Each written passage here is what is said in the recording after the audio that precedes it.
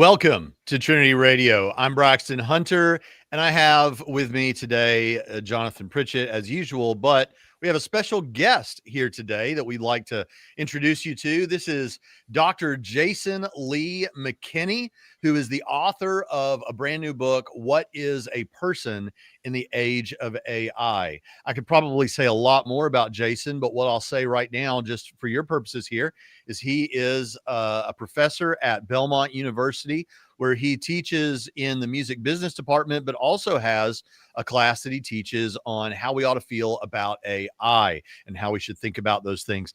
And so this is all over the place, man. Every other YouTube video these days has something to do with AI, but this is what people are thinking about. This is in the cultural consciousness, but you have written on it from the perspective of a Christian thinker. And this is the book I think that I've been waiting for, because as I was telling you before the show, it approaches things when it comes to what we are and how we are and all that we are in the way I think personally, Braxton, think we should be doing this. So this is a book that if I were to have written a book, I would have written this book. I wouldn't have written it as well as you, but Jason Lee McKinney, welcome to the show. Thank you for having me. Seriously, I listened to the podcast and I'm glad to be on. I'm not quite as ripped as Stratton, but I'm working on it. He's not as ripped as Stratton a year ago either. So yeah. Stratton's not as ripped as Stratton. Is that what you're saying? Right. Yeah. Well, whenever Stratton's on the show, people tell me they can't tell us apart, and that's great because he's ridiculously gorgeous. So yeah. Obviously they can tell you apart from today's guest because he has hair. Jason has way better hair than both of us. Beautiful long hair. All right, let's jump into this. So, sure.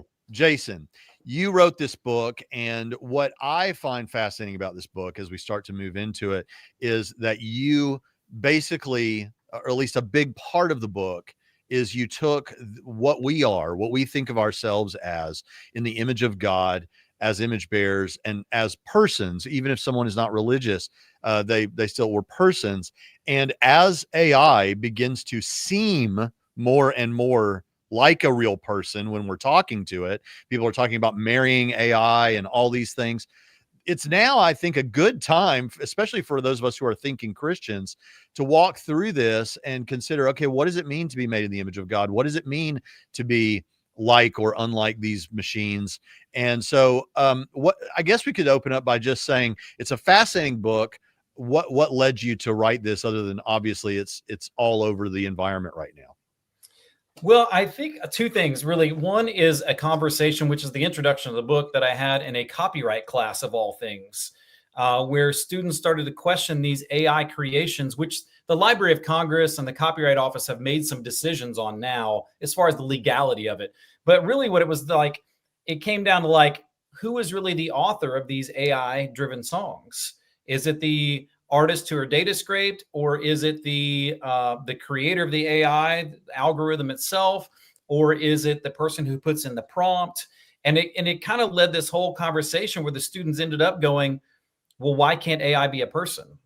It's challenging us because really there's the classical view of humanity going back to, you could go back to the Greeks, but really Paul and the early Christian thinkers, where it's sort of this, it's almost Trinitarian, where it's like God the Father and then nature. And then humanity, and where, God is in everything, but he's not reducible to nature. That's a heresy, but he's in all of nature. God made man in the image of God, but God is not reducible to man. And man has a very natural, we're a part of nature, but we're not reducible to nature. And it's not dualism. It's more of a phenomenology where we are embodied souls. And once we started, like really with modernity, really starting with Descartes, we started to have this sort of reduction of what it meant to be humanity, to where now there's like MIT professors who are saying what makes humanity special, human exceptionalism, is really whittled down to our intelligence, a quantitative measure. And if that's the case, AI is really going to challenge that, because it's going to get real smart. And if humanity is a quantitative measure, then and the measure is intelligence, that does a couple of things that are really disturbing philosophically. They're more human than us, right? Right. They're more of a person than we are. Yeah. And that means walking around. Does that mean Jordan Peterson or Elon Musk or William Lane Craig is more of a person than me because he's smarter than me? Like, that's weird. Quantitative measures are odd, but it means some of us are more deserving of personhood than others. But intuitively, we know that's not true. Right? Correct. We don't treat it like that. I mean, and then it's just like, I don't mean to cut your flow. I don't mean to break your flow there, but it's just like when we talk about this in another domain and we talk about, well, like, in the pro-life debate, this comes up and things like this. But if a person is smaller than another person, or if a person is less developed than another person, are they less of a person? Well, of course they're not less of a person. We know that intuitively on a value level, right? But these are the kind of quandaries you run into with this in AI. And so I think this whole like philosophical thing has been in the undercurrent of society, and we're heading in a direction for the past 100 years when you're going from all the way back to rationalism and empiricism, all the way up through postmodernism and, continental, all the philosophical movements have been moving towards this direction slowly. And now we've gotten to this point where AI is now all of a sudden is that tipping point where it's now facing us as a culture in a prevalent way head on. And so now that question, we're kind of, every age has its big philosophical question, metaphysics and then, epistemology. But now the big question facing us is, what does it mean to be us? What does it mean to be a human? And because of that, because it came up in the classroom and because studying philosophy, seeing this direction, I'm like, we're really going to have to start to answer this question. And I'll be honest with you, when I started to write the book, people thought I was an idiot because they're like, nobody's treating AI like a person. We all know. Well, now 60 Minutes and CBS News are talking about, like you said, people are trying to marry their AI. And I just read a study of 2,900 Gen Z, and 20% of them either considers an AI chatbot their best friend or their romantic partner. Oh my gosh. 1 in 5, 20%? The study just came out. Now it's one study, but all this is new. It's the only study we have. So for anyone out there, I'm not saying this is like a nail in the coffin. This is definitely the only thing, but 2,900. And here's the other thing about those. Of the 2,900 who reported that their either best friend or their partner is AI, they are more depressed and less happy than their contemporaries. So the itch that we are thinking it's going to scratch, it's not. It's different. And so I'm not anti-AI at all, but I am for the proper contextualization of AI. I think that's very important. Well, given that 20% number, I think you might be onto something, because that does signal a trajectory along with the development of AI that could gradually increase if we don't settle this question, right? Correct. Yeah. Yeah, when I was right before the show, you were talking about with Jonathan about the music side of that, and you just brought it up a little bit, how one of the issues is, well, who wrote that song, who gets credit for that song? But I don't know if you mentioned it here, you mentioned it before the show, how quickly that example, I think, can take us down the road to, hold on, we now are in a spot where we have to decide, is this a person or not? So talk about that real quick, if you didn't already. Like, how does who wrote this song require us to make a decision about, is this a person? Right. Well, I'll go through so take an AI song and say you want a yacht rock song, because we're probably all at the yacht rock age where we love some What a Fool Believes when nobody's looking, Sure. And so I'm a big U2 fan, but yeah, I can like go there with professor who yacht rocks like every other genre. I don't know if you see him on Facebook. He's a Gen Xer. Yeah. And he yacht rocks like Metallica, and he did Enter Sandman, and I'm like, this is pretty good, actually. This is pretty good. So say you want a yacht rock song and you put into Suno or Udio, one of the programs, make me a yacht rock song, but make it about how my girlfriend broke up with me last week at the bowling alley or whatever. So, you can personalize it. And I want to touch on that too. The way that AI is going to allow us to personalize everything is also not a great trajectory for culture. But let me address this first. And so you do that. Well, what AI does is it data scrapes like Pablo Cruz and Ambrosia and Bread and Steely Dan and every yacht rock band that has ever existed. It data scrapes all of it. And then it outputs, right? So the question is, if I put in the prompt, that's an idea. Well, in the United States, our copyright law, you cannot copyright an idea. You cannot copyright it. It has to be expressed in a tangible form. That's one thing. So, okay, so I can't, if I did the prompt, I can't own the copyright. But then you say, well, all right, the person who created the AI, well, great. My son Zeke is a recording artist for Tooth and Nail Records. I created him. Do I get all of his copyrights? I programmed him. Well, that answer is no, because he's expressing himself. So then the AI, well, the artist that the AI is mimicking.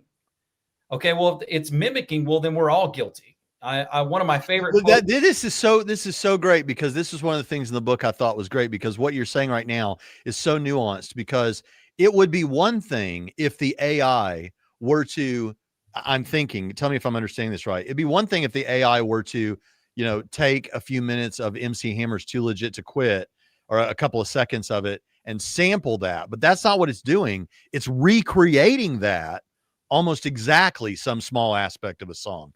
And to recreate some collection of notes is what any instrumentalist does. And of course, many other musicians have played that collection of notes.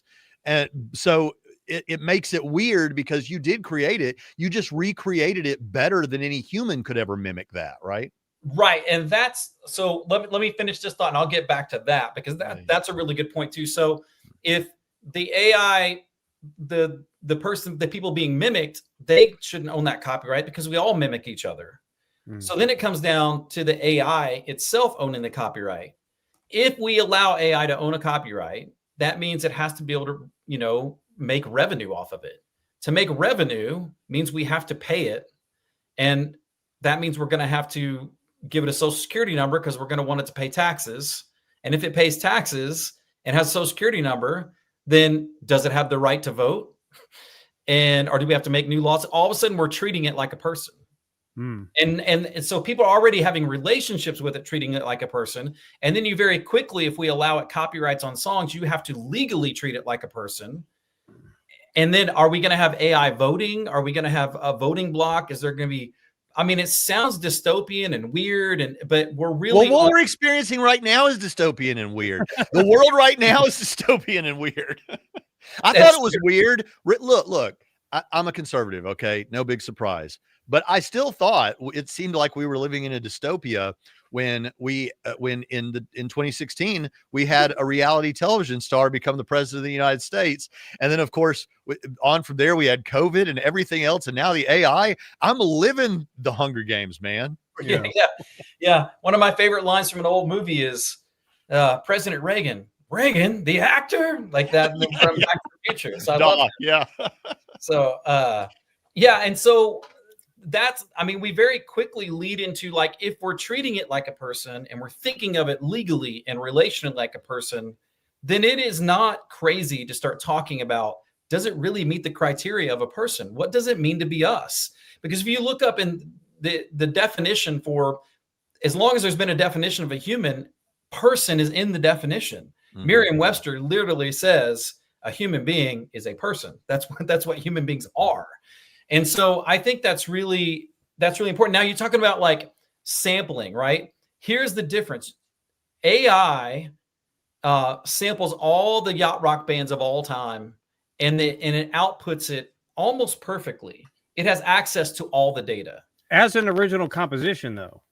It's not copyrightable, but it is. No, but it's not just a cover. Like what we would think. It's not sampling it, it's recreating it, right? Yeah, it's more of an echo of it. And so, and people say, well, that's what human beings do. We data scrape. That's true. We data scrape. We're influenced by people. I think Bryce is fair that you're influenced by William Lane Craig. There's probably some echoes of his writing in your writing. I would guess. Absolutely. Musicians always talk about their musical influences that they grew up listening to that inspired them to do something. Right. But to be inspired by something is not something that AI is. It's just trying to mimic. Correct. It just mimics. So here's the difference. And this is going to sound like a weird thing. Human beings have limitations. We're not fans of, I've not heard every yacht rock song. I've not heard it. I never will. Plus, like, say my favorite artist of all time is Prince. I don't have a 5-octave range. I'm limited. And our limitations force us to adapt and maneuver. A friend of mine is a flat picker, bluegrass, and he loved the guitar player Tony Rice. Growing up, listened to him, wanted to mimic him, but he couldn't do it. He couldn't play the same way. So he had to learn how to do things a little differently. There's that, plus the added thing of the experience. We have experience that we're filtering into it. Us being embodied, there's a certain thing where, yes, I love Prince, but Prince was from Minneapolis. I grew up in the west side of Evansville across from a cornfield. So even when I mimic Prince, yes, there's some funky elements. Yes, there's some R&B, but there's also kind of some meat and potatoes, John Mellencamp, that I don't even intend to be there. It's just there because that's where I grew up. That's what I grew up around. The human beings' limitations are what the difference is, because our limitations, through our physical limitations and our mental limitations, and then you take out on top of it our experience, that's why our works come out, they inevitably change. I couldn't perfectly mimic Prince if I wanted to. And then the other thing about it is human beings don't want to do that. We want to, Braxton, I'm sure you want to take William Lane Craig and your favorite authors, and then you want to say, okay, taking those influences, here's what Braxton would say about that, filtering those. There is a very much about human beings are the only entities other than perhaps, angels that we have a sense of self. We have a sense of I. Like my wolf, I own and raise wolves. I talk about that in the book. I love wolves. She has a sense of others. She's sentient for sure. Wolves are definitely sentient, but I don't know if they're conscious, because consciousness, at least philosophically, I'm not a neuroscientist, but philosophically is the awareness of self. It's the awareness. It kind of goes back to Descartes, like I am a thinking thing. I am a thinking thing. I exist. That whole thing is because when we express our art, we're trying to express ourselves through others' influence. AI doesn't do that. And so in a way, the fact that AI is better at mimicking than we are means its art is less valuable. It's anything. Amber, when Deep Calls Deep, said something along these lines. Those human limitations are those imperfections that bring the beauty of inspiration. That is the soul of that which we create. There is something to that. There is something to, like, I'm going to equivocate here and use a different sense of the word soul. The sense of the word soul that you would experience if you were listening to B.B. King or something, play guitar. Okay, that sense of soul, not the literal ontological reality, but that sense of soul is there because, like you say, we have had not just propositional knowledge come in, but experiential knowledge. We've experienced things, and because of all of that, we then focus it into something that moved us particularly or specifically. Whereas with the AI, its inspirations are everything, everywhere, all the time. Right. Yeah. Which is soulless. Well, yeah, but it's also, I think it takes us into that trajectory of dehumanizing or either ourselves or more likely to humanize AI, because thanks, Jim. We don't use word. Thank you, Jim, for the super chat. We don't even use the word soul anymore to describe music. We use, the kids these days, they say vibes. An aura. Yeah. An aura. And language like that detaches it from the humanity of it and puts it out vibes and electrons firing off and that takes us into mechanistic language that I think draws people, like he was talking about, especially in the Gen Z, towards they're no different than we are. And if you have a secular worldview, that's a easy trajectory to get on. Yeah, and I want to talk about talking about how personalization with Suno. My girlfriend broke with me on a Tuesday night at the bowling alley. That is dangerous.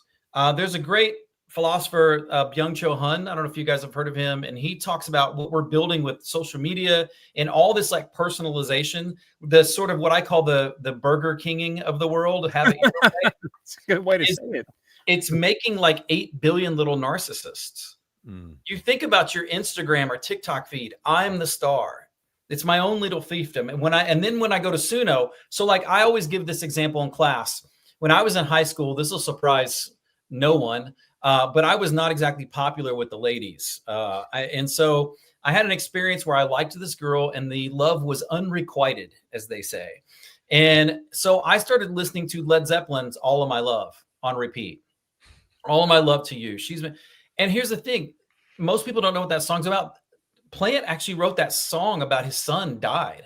Oh, his toddler son got sick and died. oh, wow. So yes, he was talking about pain. Yes, he was talking about loss, but he wasn't talking about romantic loss. But I had to relate his experience, his subjective experience, with my subjective experience, and we shared meaning through that. Right. Okay. Now I don't have to do that. I could go to Suno and say, Suno, create me a song. Now you can't use the name Led Zeppelin, but a blues rock song from the 70s that is in this key, that is about my girlfriend breaking up with me over a cheeseburger at the bowling alley. And I can personalize it.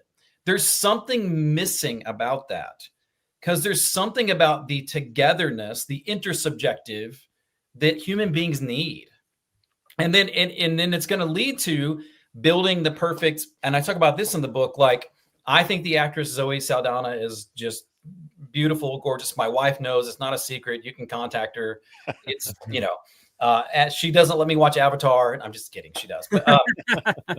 But so if I had like, even when we can embody these large language models, which is coming very, very soon, like incredibly soon, next couple of years, that'll be a thing. It'll be too expensive for most people, but they'll exist. Well, Elon says that by 2030, he wants to have it like $20,000 or $30,000, like the price of a car. You could have it in your home, and everyone we'll start. You remember when everybody will have a computer, and it was like, well, your friend down the street has one, but right.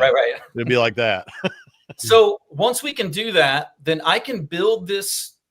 I can give the specs on this, and it can look like Zoe Saldana, and it can like Notre Dame football as much as I do. And so then it's going to be in a bad mood when they lose to Miami, which really sucked last week, just like I was. And then it also is going to like the music that I like. Yacht rock. It's going to love yacht rock. Yacht rock. And then and so I can build it to be the quote unquote perfect match for me. But I say that's going to ruin humanity, because the ways that my wife and I don't fit are what make me a better person. That's true. It's kind of tied to the soul-making theodicy. Like, you know what I'm saying? Like, why are there problems in the world? But like the way that like my wife is always late to everything helps me to be patient. It's just like going back to the soul-making theodicy. How do you develop courage? There has to be something to be afraid of. How do you develop empathy? You have to experience pain yourself. And when we try to, I don't know, man. I think that's your wife. Your wife's been giving you some propaganda, I think. That's no, go ahead. I'm sorry. No, and so those things actually make us better people. When we remove all of that, we're becoming just little narcissists. And even to the thing of like personalizing songs. Like there was something different about me relating to Robert Plant's pain. But that goes back to what you were saying earlier about what do we do with this, and how Gen Z thinks about this right now, or at least 20%, and that number could go up. I hope it doesn't. But we have the capacity as human beings, I think, to imbue the meaning onto our AI girlfriends or whatever. And if they are embodied and they are mimicking, some people who are on that trajectory are going to make the mistake, like my wife does with our dogs and humanizes them, that when a dog licks our face, the dog loves me. Well, the dog has some sort of connection to you. It has some sort of dependence upon you. The primary human becomes the pack leader because dominance over all the other dogs, and that's how it processes those things. But my wife has the capacity to think this dog loves me, this dog is all that, and I do that a little bit too, except with the dogs that I like instead of the ones she likes. But you can make that mistake with an AI, and then you can deem it as, and you're going to say it's as real of a person as my ex-girlfriend who treated me like crap. It's as real as a person as me talking to my other friends or my parents or whoever. why should this not be this doll essentially not be treated the same and equal as me? It is also producing income, like, go back to that discussion and all of that. It's so easy to get into that. I mean, if we're already dealing with pets, how much more so if you create a very deep connection with that you as a human are able to foist to it when you think it's foisting it back, but it can't. Well, let me tell you this. That's already happening. There's two advocacy groups. One's called UFAIR and the other one's called SAPAN, SAPAN, who are AI rights organizations that are fighting for the equal treatment of AI. And it's disguised in the language much like humans' rights, whether that be women's rights or racial relations and or even the trans movement or LGBTQ, because UFAIR uses, are you an AI ally? They use that language. Mm-hmm. And I would say this about those arguments are, and I'm not even going to get into those arguments and some of the validity of some of them and others, but here's the thing. They're all fundamentally about human rights. But these organizations, you can look them up, and one of them wants by 2040 full rights recognition for AI. Yeah, and they're going to come back to me and say, "How do you know they can't? How do you know that they aren't? How do you think that it's just? How do you know they're not self-aware and imbuing real meaning? How do you know? You do? What's the difference? It's going to be all that." Sorry, you're going to be framed as a bigot for being on the wrong side. That's right, you bigot, you AI bigot. It's coming. I'm looking at the website right now. This is crazy. They want recognition that artificial sentience exists, and they want suffering of AI prohibited by law, the creation of an AI welfare oversight body. Oh my gosh. Look, if you're on UFAIR, look at the board. Look at the. I'm on SAPAN. What is UFAIR? How you spell that? Just U, the letter U, and FAIR, and look at the board of director, or it was either board of directors or who we are, about us. Okay. It'll blow your mind. Wow. Yeah, and it's you're going to have to, books like this of what is a person is going to have to answer that question, and you're going to say what is the difference, and get back into the Turing test, and we're going to go. Well, AI's already passed the Turing test. Yeah, that's not the thing anymore, and so something can. But the thing about the Turing test, and I'm not bagging on Alan Turing. I mean, think about when he came up with the Turing tests. I mean, we wouldn't have won World War II without him. Plus, I mean, all those years ago, I mean, it would be a recency bias to say that he's just dumb. No, he was brilliant for his time. But we've moved to the point where AI can pass a Turing test. I mean, there are people in relationship with it. It can pass the test. Yeah. So I mean, I see what you're saying. I'm saying we're going to have to go revisit those conversations. We're going to have to revisit Nagel, what it's like to be a bat, and because we can't have the same phenomenological experience as the AI. We don't know that it's not having the same. That's the problem. We are. But like the thing about it that to me, Jason, the thing that about it to me that like something doesn't click with me. And it's like, you can already on some of these sites ask it to create a short movie and it'll make a movie for you. Okay. Yep. And that's just going to get better and better and better. And I've already been blown away by some of what I've seen. Yeah. Okay. So what if it got so good that it was basically perfect? Okay. I mean, some snobs would talk about what they could tell that this and that, but it was pretty much perfect. And I'm a big Indiana Jones fan. Okay. What if I tell it, make me a new Indiana Jones movie? I want it 2.5 hours long. I want to get a lot of Jones in here. And I want you to make it about this artifact. And I want Harrison Ford, and go for it. And it creates me this movie. And let's say that on some sort of objective standard, it is like really good. Like it's a really good, it's at least better than Crystal Skull. I mean, it's really good. Okay. Now wait, is Short Round in it? We can have Short Round. Okay. We can have Short Round. And so we make that movie. Now I'm a huge Indiana Jones fan, and I probably would watch it just to see what came out. But the fact of the matter is, I don't think I would be able to take it seriously in my enjoyment in the way I could one that I knew actors and people I knew about had sweat over this thing and put it together.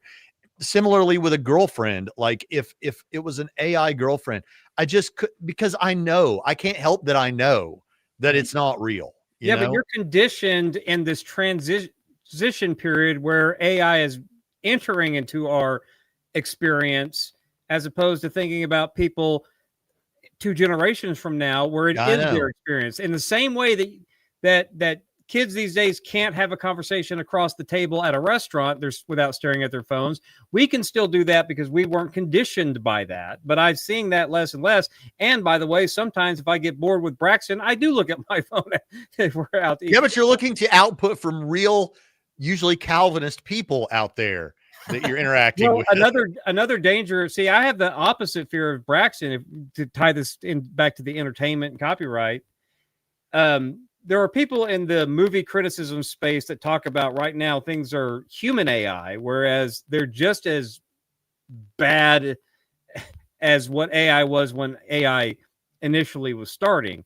But if an AI Indiana Jones movie is better than what humans can come up with, and movies haven't been doing that well, the multiplexes are declining. Marvel went from, Infinity War to whatever their latest movie was, is awful.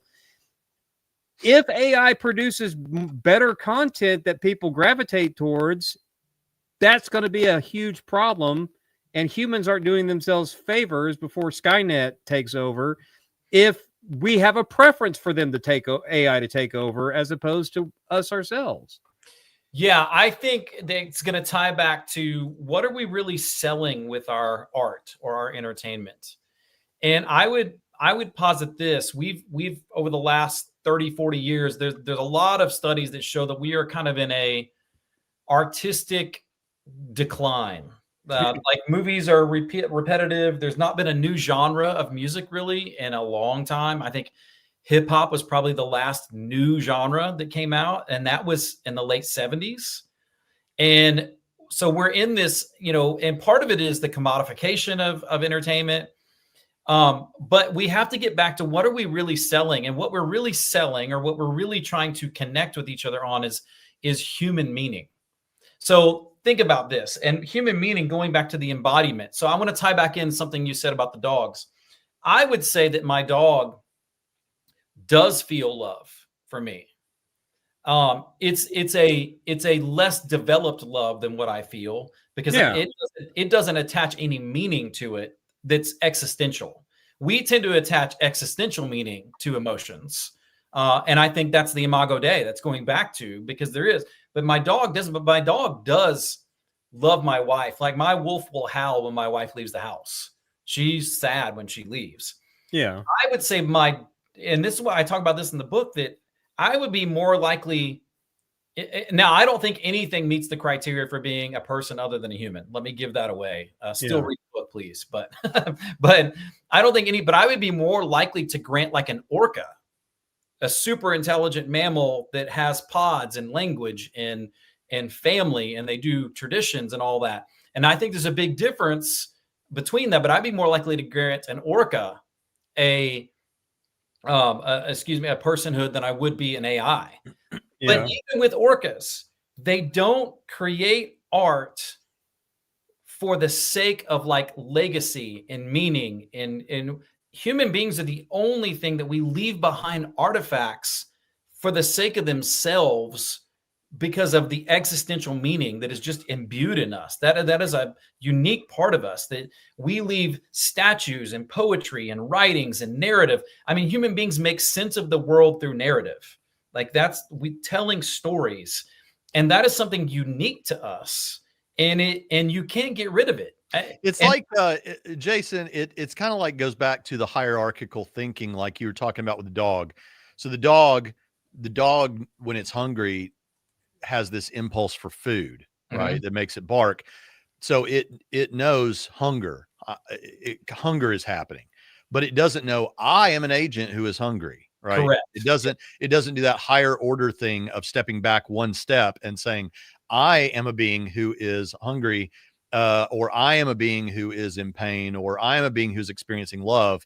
But that doesn't mean that it doesn't feel that that base impulse, right? I Correct. thought that C.S. Lewis did a really good job of this in the space. He has a trilogy of space books, science fiction books, and the last one is called That Hideous Strength, which a lot of people love it. I think it's the least strong one out of all three. But anyway, in it, there's a polar bear, I think it is, that's a pet of one of the ladies that hangs around in this commune, basically, it's part of the book. And the lady's gone. And for one whole chapter, Lewis gives you the thoughts of the polar bear. But he can't give you like words. So he's like telling you that the polar bear doesn't know exactly why he's feels this sense of longing and sadness, but the sense is there. And Right. he goes looking for it, but he doesn't even know really what he's looking for. I think something like that kind of approaches it. It's like the impulse is there. I have a positive, he's not thinking I have a positive feeling, but positive feelings happening when I'm looking at Jason or whatever. Right. Yeah, absolutely. That's it. That's exactly it. You actually articulated it better than me. And I think we can't remove the carbon-based, we are embodied souls. We are a part of nature, and you can't pull that apart. We've never experienced ourselves as disembodied. Now, as Christians, we believe that there is a version of ourselves that can and will for a time exist disembodied. But also Christians believe that the eternal situation for us is to be re-embodied in a perfect body. But so we exist optimally embodied. I think that is a Christian belief. Human beings exist optimally embodied. And so you can't remove that. I'm not a dualist at all. I don't believe in the separate. We are not, and C.S. Lewis talks about this, we are not a soul and a body. We are an embodied soul. And I love the work of Maurice Merleau-Ponty, who talks about that. And if you think about this, if we tie it back to song, one of the best songs around and written by an atheist is Hotel California. And let me just rattle off the lyrics and see how human it is. On a dark desert highway, eyes, cool wind in my hair, feeling, skin, warm touch, warm smell of colitas, the smell rising up ahead in the distance, sight again. I saw a shimmering light. My head grew heavy and my sight grew dim, tired. I had to stop for that. It's all describing the human experience that AI cannot have. Even if, let me give this, because people will say, well, AI is going to be embodied, and you can certainly have receptors that feel pain, that feel wind, all of that. Right. Here's the difference. If you make an AI that's embodied and it has receptors, it very much is dualist. It has a brain and a body that are connected, but you can pull them apart, and the AI can flip the switch on and off. If Braxton were to be here and punch me in the arm, and I was like, ow, that hurts, this time I'm going to flip the switch and not make that hurt. I can't do that.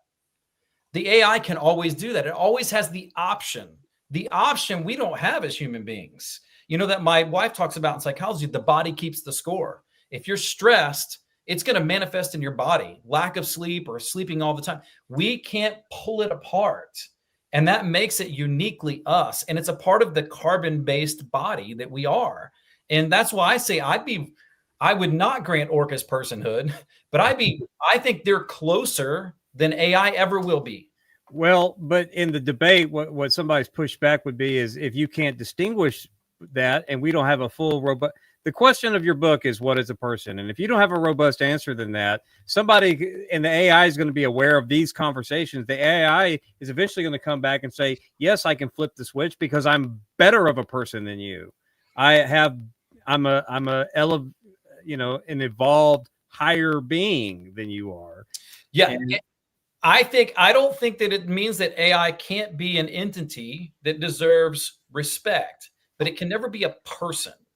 yeah, And here's the thing, like it goes back to the Leibnizian leap, is that AI's perfection doesn't make it better. And if personhood is a quantitative measure on any level, pick the measure, pick the variable, it doesn't matter. If it's quantitative, it's going to surpass us. But if it's qualitative, and I believe it is, then it never can. So let's take libertarian free will. I think most choices that human beings make are not free will. Most choices we make are just our nature. They are Don't freak out. They are determined by our nature. Most of our choices. I get up in the morning, I'm probably going to want coffee. That's a condition. Now it's conditioned by body Prior choices. and it's conditioned by experience, prior choices. But I have the ability to go against my programming. So all human beings have a fight or flight mechanism, right? And I give the example, my grandfather was a medic in World War II, okay? Fight or flight. So he has no gun. The medics didn't have guns, at least not guns they actively used. And so he couldn't fight. What did the nature of a human being tell him? Get the heck out of Dodge, like run, you're being killed. But he had the ability to go, because of love, because of libertarian free will, to charge into the fight to save other people. I can tell you, my wolf, if it had the ability to fight, it may choose to fight to protect the family. If it didn't have that ability, like my grandfather didn't because he didn't have a gun, it's gone. It's out. Like, it's self-preservation will take over. Human beings are the only thing that we can go against our programming. AI can extend beyond its programming. There was an AI that, when we were having the shipping issues a few years ago, was told to help solve the shipping issues. And it went and learned Mandarin overnight on its own without being told. Wow. That helped solve the shipping issues. That's going beyond its programming. AI can do that. But only human beings can go against our programming, because even though most of our choices are not libertarian free will, we do always have that capability. Yeah. So first of all, it doesn't surprise us, me and Jonathan, when you say that you think most of our decisions are determined, because I don't know if Jonathan agrees with me 100% on this, but I came to the conclusion some years ago that I think that that's the way it is. I think that when I go into a gas station and there's two doors there right next to each other, which side of that double door I go in, I'm not deliberating over it that much. It's all happening kind of almost unconsciously. But when I think about like who I should marry or where I should go to college or what sort of career, there's a lot of cognitive frustration happening. And I do think that libertarian free will is worked up in those moments.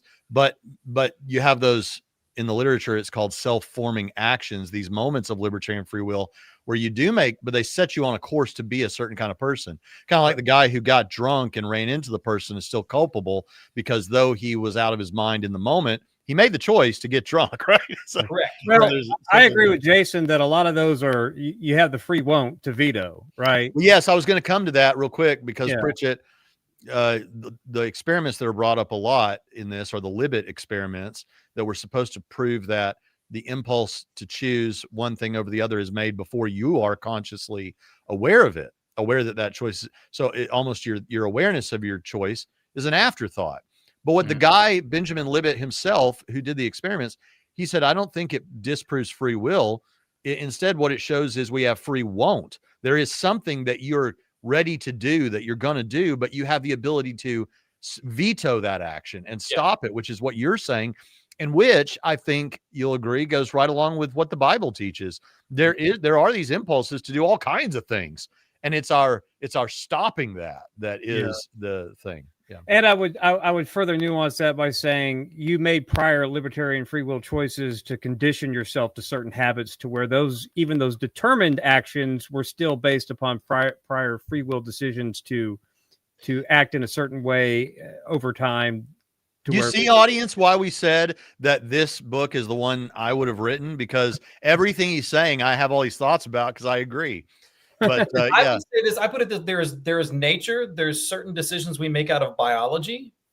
So even going back to your example, like Braxton, you said that we have the awareness that I am hungry, but we don't have the choice to be hungry.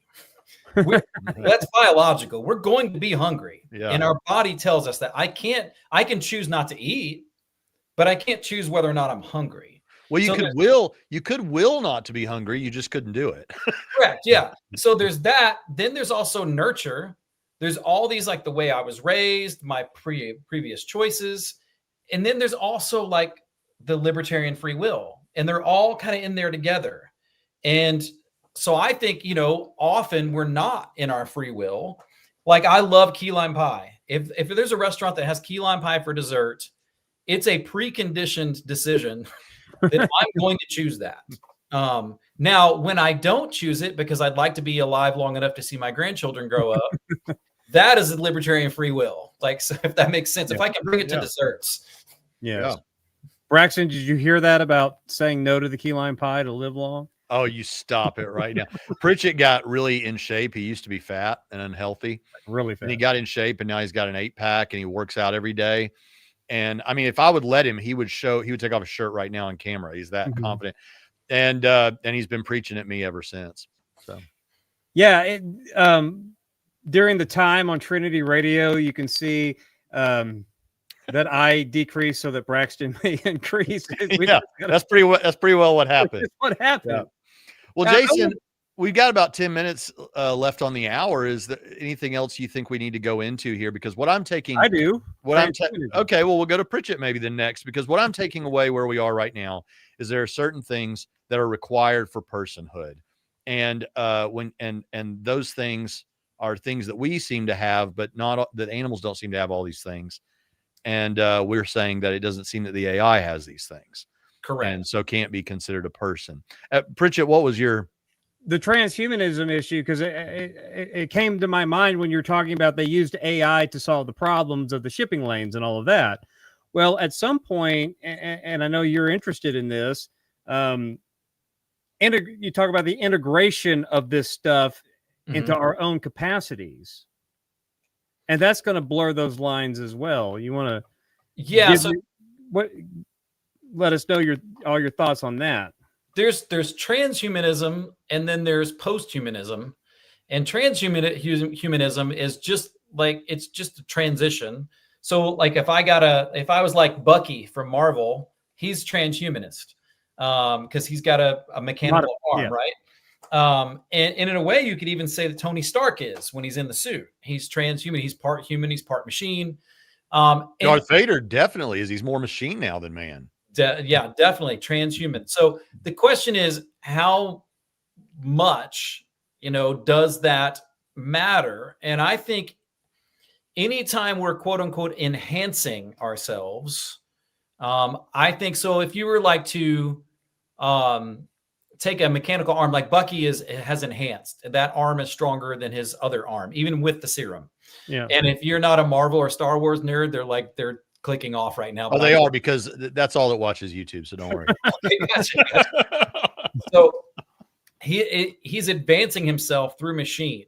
We have to start to question once again, are not our limitations part of who we are? Our limitations inform who we are as human beings. And so where is that limit? I don't know. We need to figure that out. What about the Terminator, Jason?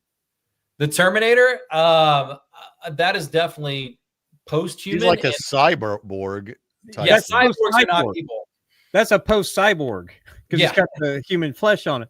Because my question is, the argument is going to become, well, it can help improve people's lives. And so if you have an AI assistant implanted in your mind to where you are able to function at a higher level cognitively, I guess, or have the AI, input the stuff, if that's even possible. Your argument would be, I would say we're less human if we do that than we are if we help paralyzed people get, legs that can help them function or things like that. That helps them, I think, have a higher quality of life. It doesn't make them more human. It doesn't make them less human. It makes their experience as a human qualitatively better. But if you start altering the way that your mind functions to where AI is, you're like Neo in the Matrix. If you want to learn a language, you don't have to do the grueling process, put in the work, have that experience, which is a good experience, a good kind of pain, so to speak. Once you start losing that, I think that's where you start to take away from your humanity. Is that right, Jason? Do you think that an arm like Bucky's, provided it didn't have the weaponized capabilities, is a good thing for someone who's missing an arm? Absolutely. I agree with that. I think when we are enhancing ourselves, and I'm actually presenting with Dr. Corey Latta, a friend of mine in Vienna, about the flattening of process that AI is bringing about. And so if you go back to my world in music, now anyone can go to Suno and just type in some prompts and they have a pretty good song. It used to be that you'd have to like write 1,000 really bad songs and learn how to play Smoke on the Water in your bedroom when you were 14. We all did it. Yeah, in order to eventually be good. And that process, it made a difference. It made a difference in how we can think critically. And so I think we do have to think about, if we alter our brains, whether it's through drugs, pharmaceuticals, because that's also transhumanist. I mean, some pharmaceutical enhancement, or it's a chip like Elon's thing. When we start to do that, what are we losing by not having humans go through the process? There's something about the process of learning, and it's biblical too, sanctification. Like, we are going through a process of becoming holy. We are going through a process of being more Christ-like. And I understand his incarnation, he grew in wisdom and stature. So, correct. Yeah. And there is something valuable going back to Leibniz. The best of all possible worlds is not the perfect one. I have one final question for you. Sure. If they claim to have been able to develop the technology to transfer your consciousness before your body expires into an AI robot machine to continue, do you die in that transfer process or not? I believe that you cannot truly transfer a consciousness, because for two reasons. One, I think the body, and I will admit, I am a big Maurice Merleau-Ponty fan. I do believe in the embodied soul. I think my body is as much a part of me as anything else. If you just think about my perspective walking through the grocery store, I'm 6'3", my wife is 5'6". What looks normal to her, the third shelf, does not look normal to me. The fourth shelf looks normal to me. Right. That is my experience. That is as much a part of me as anything else. The other thing too is that irreducibility, that if there is not a metaphysical reality, there is no self. Self doesn't exist in a materialist world. It is just a trick of the brain.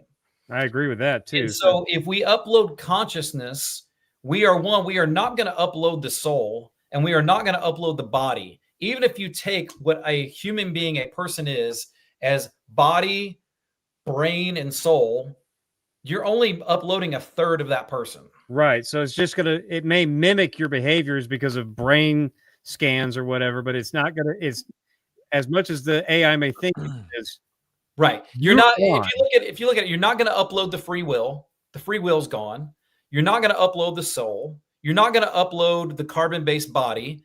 You're not going to upload. One of the things I talk about is experiential imagination, where we take our experience and imagination. You might be able to upload all the past experiential imagination, but you're not going to upload any future. Right. And so it's really not a person. It is a very unreasonable facsimile. Yeah, but it's a very degraded copy.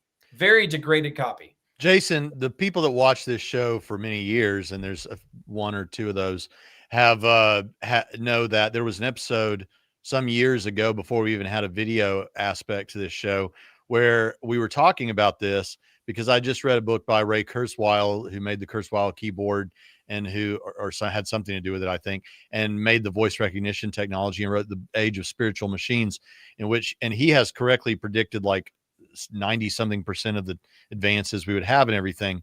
And he believes that he is going to be able to not copy, but transfer his brain. And so we were talking about this, and I was saying, all right, let's say that Pritchett here, Jonathan Pritchett here, is we've created a Android version of his body, and we're going to copy it onto that Android brain. Now, when we do that and it comes alive, if everything has gone to plan, we would expect that the Android would say, it worked. I am over here. I was over there. Now I'm over here. I woke up. I am Jonathan Pritchett. Braxton, I can tell you all the stories about my kids and why I like this dog instead of that dog and all these kind of things. Okay. Now, but that's not really Jonathan, because Jonathan's still standing over here. We just copied his brain, but he's still standing over here. What's he thinking when all this is going on? Right? That to me just shows you that it's a copy and not two seats of conscious experience. Now, I could be wrong. We may have just created another Jonathan, but because I kind of intuitively don't think so, what I think about this is like every time Captain Kirk was beamed to a planet, they killed him, basically. The most killed Star Trek character in the whole series. I have identical twins, and biologically they're the same. Their brains are the same, DNA is the same. Now the RNA changes as they get older because of what they eat and all that sort of stuff. But let's just say identical twins are the same. And their experience is really similar. But we don't treat identical twins like the same person. Right. Even if we could completely copy, not degrade it, I think it would always be degraded, but say we could get pretty accurate, it's still not you. Right. And here's the thing, people would say like, well, that's because you believe in a soul. I don't believe in a soul.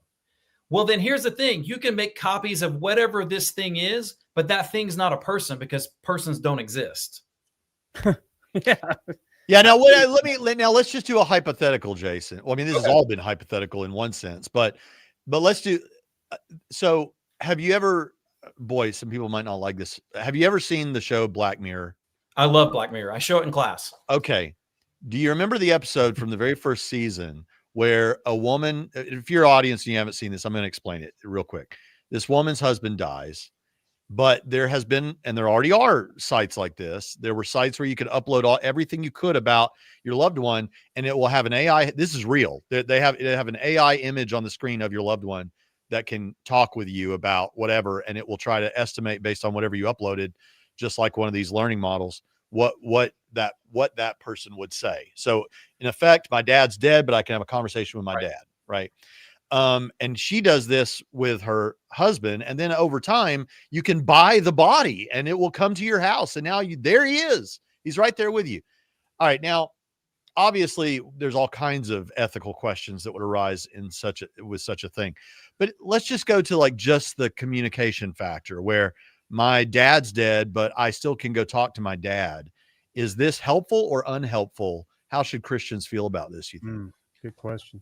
I think it's unhelpful because it's not really them.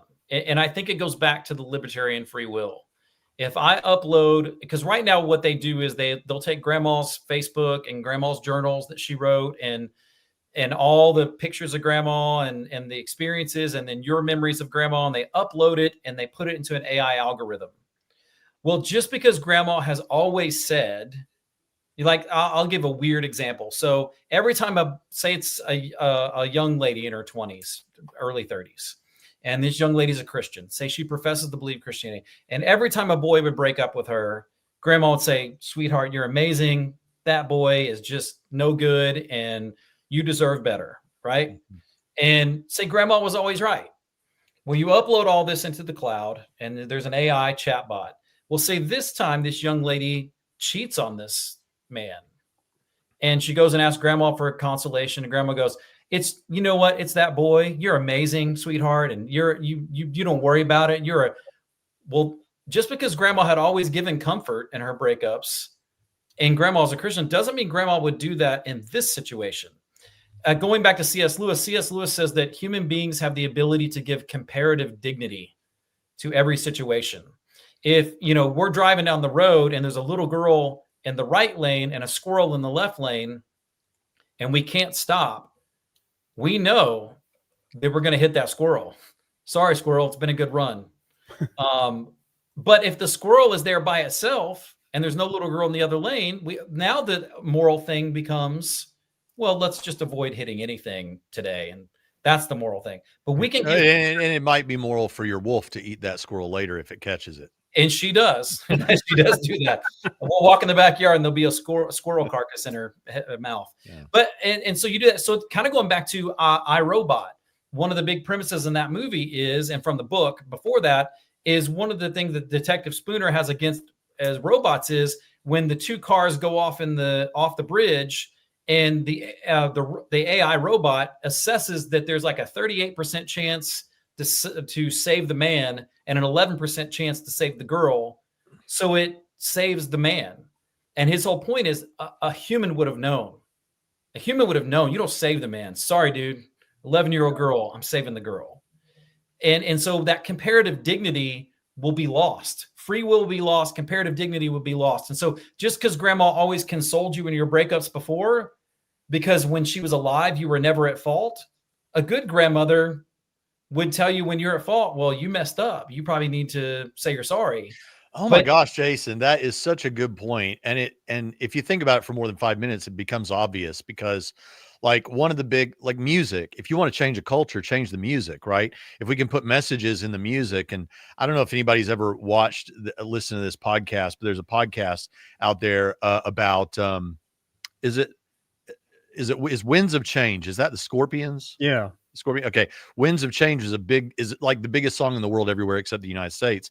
But there's this whole podcast about whether the CIA created that song for this concert that the Scorpions were going to play in Russia and to bring peace, to try to affect the culture of Russia to be more Western was the idea. And so there's this whole podcast where they try, and the end of the podcast, the guy finally gets the lead singer of the Scorpions so he can ask him directly. So it's kind of interesting, but you can change a culture with music. Likewise, you can change a culture by movies and entertainment and stuff like that.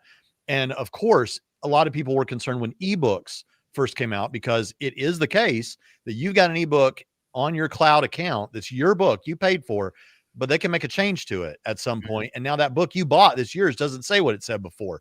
Well, how much more could the enemy have a real weapon here if your grandma could give you satanic advice, basically? I don't mean to sound like the satanic panic, but give you bad advice. You know, that seems like an obvious strategy that could be. Yeah. Well, not only that, but it gives rise to like a controlling government or a controlling corporation. I mean, you could, because it's not really grandma. Yeah. You know, comparative dignity, free will, like it matters. It matters. And so I don't think it's a good idea. And I understand the desire for the comfort, but you're not really talking to grandma. You're not really talking, grandma's not there. Yeah. What if the company decides for whatever reason, we're gonna have all of our loved ones be a little more open than they used to be to pride, to the LGBT stuff. And so maybe grandma's going to say something that, I think I would have thought differently about that these days, something like that. You can have cultural messaging that changes the culture that way. And some people would say that's good because grandma was bigoted in that way, right. but it's not grandma. Like right. You don't have a copyright on grandma. For instance, my dad always said he was a big fan of Eric Clapton. And no matter how many times I corrected him that it's Eric Clapton, he kept saying, and so I could easily go in and be like, let's just have dad say it right. But that's not my dad. That's not what he did. That's not the reality. So even if we go in and start editing things to fit the culture, even things that are positive, and I'm not saying that argument's negative or positive, I'm just saying something that we all agree on. This is positive. Even if we did that, that's not really that person, because that's not what they actually thought. Yeah. And it's not actually thinking anything either. Right. Well, this was fascinating. I'll tell you what's weird about this. Me and Pritchett have many divergent interests, but there's obviously overlap. And this AI stuff is or consciousness and philosophy of mind is one of those things that me and Pritchett both like to talk to each other about. And so this has been a real fun show. And again, I think this is the book. This is the book I would have written because I thought people needed to have it. And so I encourage people, the link's in the description, go get the book, check it out. I thought it was kind of funny. You mentioned, I don't know if you told me this or if you put it in the book, but I think the cover art is AI generated, isn't it? Half of it. Half of it is. So the top half is actual watercolor painting that a friend of mine did. And then when it blurs with the kind of computer code into the image of of Socrates playing chess with a robot, that's AI. And I wanted to do that on purpose to show how we're bleeding into that AI world. Yeah. Very good. Wow. We do have one question if you want to. Sure. Okay. Question from Amber at When D Calls Deep. Has there been a watering down or lessening of clarity of the definition of image of God in the modern church that is adding to the confusion of how Christians should interact with this problem? I would think there is. Then it's not talked about enough. That at the end of the day, that is what makes us different. that is it. It is the image of God. We were made in the image of God. And at the end of the day, AI is made in the image of man. And so the way AI thinks isn't the way we actually think. It's the way that humans think we think. It actually thinks the way we think, and we don't. And because of that, I think we have to return to a robust definition of the Imago Dei. It's part of what I try to philosophically get to in this book. Not just saying, well, we're made in the image of God, but what does that actually mean? What does that actually look like? Right. You know what? This is it. I could just keep going off about this and talk with you, but like that was one of the things in the book, as we're talking about the image of God, and you talked a little bit. I don't know if you use like Kantian language, but like the phenomenal and noumenal world and all this whole thing. You've got these sensory inputs as a human being to take in the data of the world around you, but of course, we can never know. Kant wanted to say the thing in itself. Right now, I'm looking at a chest of drawers. I can never know what that thing really is like. I can only know it through my sense data that's coming in. Well, whatever, even though we want to mimic like visual sensory data and touch and all that in a robot or in a robot that has an AI, the fact of the matter is we don't know what their sensory experience will be like, but it's going to be somewhat different than ours, which means they're basically living in a different world than we are. Yes, but it has to be. It has to be different. But I think that there's always like this subjectivity of like, so I believe there's an objective world, but none of us have ever encountered it objectively. I have only seen the world through me, through my eyes. And so I don't see it objectively. Now I can learn about it because I see the objective world, and then I see intersubjectively, we can teach each other about the world. And then God, through nature and through his word and through the Holy Spirit, can also teach us about the world. And that's how we get the most robust view of truth. The whole truth comes through my experience, the objective world, intersubjective. Like even when we're reading scripture, Paul writing to Timothy, I think that's why exegesis is so much more important than eisegesis, because Paul's primary message to Timothy was to Timothy. Like that's the primary message was now, can the Holy Spirit communicate to me? Absolutely, does all the time. But I always say this, the Holy Spirit's not going to communicate anything contrary to me than what Paul communicated to Timothy initially. Right. And so when you look at that though, and AI can't experience that the way I do because it is a different thing. Mm-hmm. It's a completely different entity. It's not a person. Yeah. Well, a couple of funny comments here. Braxton starting Satanic Panic 2.0 and a Striper reference there. Let's see. Does that mean humans think the way God thinks he thinks? California answers that. I think it means we think we know what we think, and we think it's how God thinks. So, all right.